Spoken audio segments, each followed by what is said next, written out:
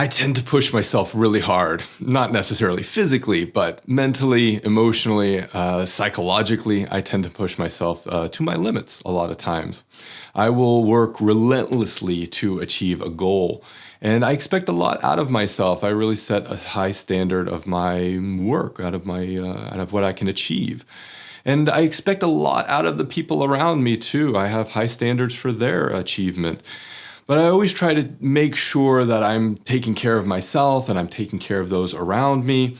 But it doesn't stop me from really trying to push those boundaries, really push the boundaries of what I am capable of.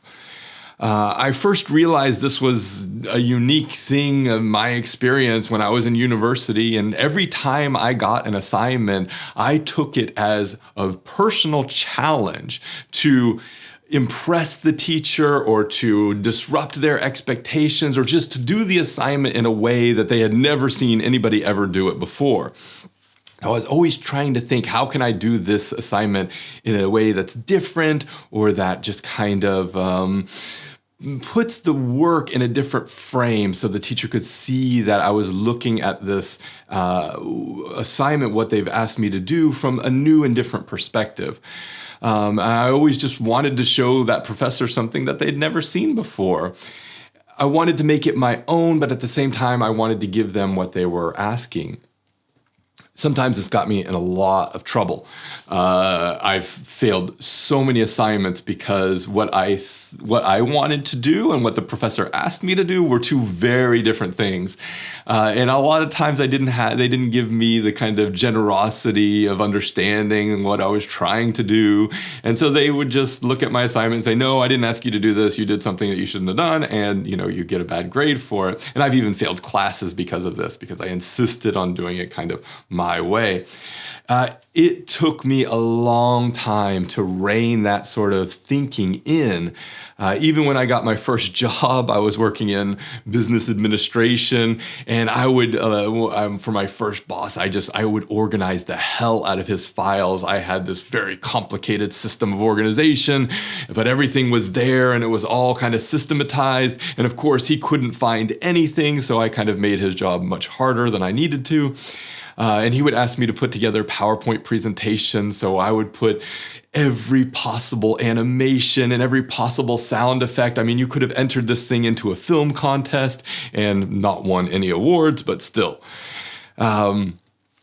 When I went to music school and I was taking my music theory classes, so music theory just teaches you all the rules and standards of music, and it's meant to teach you these rules so that you can compose more beautiful, more elegant music. Let's just start off by saying that my compositions were hard to listen to, and that's because I was always trying to adhere to the rules and simultaneously break the rules at the same time. And so I was always trying to find ways around or new ways of doing things that I was being asked to do.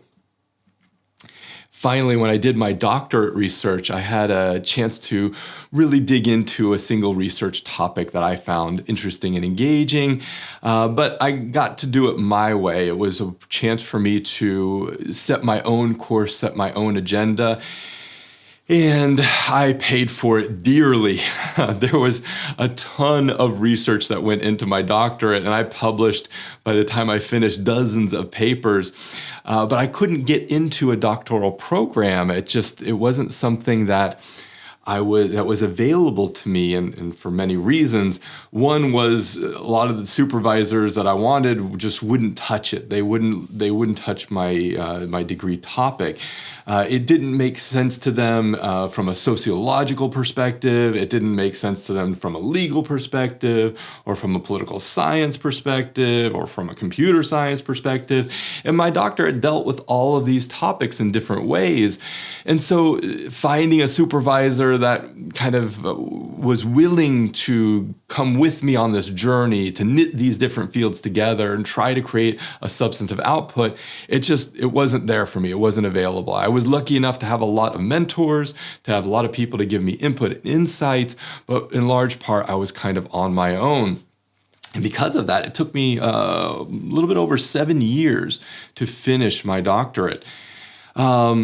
And the only reason I was able to finish was because in Norway, there's this old school doctoral option that you have to get your doctorate, where you can just do a lot of independent research. You can publish a bunch of articles and you write and submit a dissertation. And, a review committee looks at the dissertation and they approves it for defense or they don't approve it for defense. Even that was a huge challenge because the review committee had to represent so many different research traditions and have so many different areas of expertise. And of course, the committee is going to pick it apart. That's their job, to kind of dig into your dissertation and find all of the limitations and flaws and kind of find ways of, dissecting what you've done. And that's exactly what they did. They picked it apart completely. Eventually, I was lucky enough that they approved it for defense, and I eventually defended that dissertation after 7 long years of independent research. And I was commiserating with one of my colleagues. We were driving in Ireland from Dublin to Galway, and I was complaining. I was whining a little bit. I was feeling a little bit sorry for myself.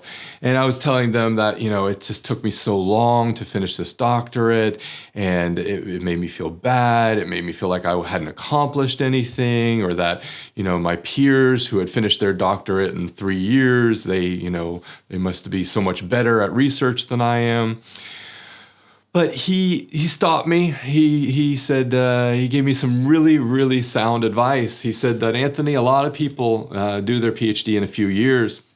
He said that, they do it, they get it done, and they get their doctorate. But what you did was you made it your own. You made your PhD your own. He said you did it your way. It's taken you longer, as is expected in these situations, but he said because of that, it's more meaningful. He said it's more meaningful to you, and it's going to be more meaningful to the scientific community because the substance of what you have contributed is going to be greater than if you had just done it in 3 years. If you had finished it in 3 years, it wouldn't carry the same kind of scientific value. So takeaway is this: if you're like me and you just enjoy pushing yourself to your limits, you kind of enjoy the sacrifice and the suffering that kind of comes with that, take some time and just be a little bit patient with yourself. Things aren't always going to move on your timeline. You're not always going to be able to move at the speed that you want to move. If you're constantly pushing your boundaries, make sure you take care of yourself. If you're constantly pushing others, make sure you take care of them. You're going to find that things take longer, and that's okay because you're doing it your way. And that's a small price to pay. It's totally worth it.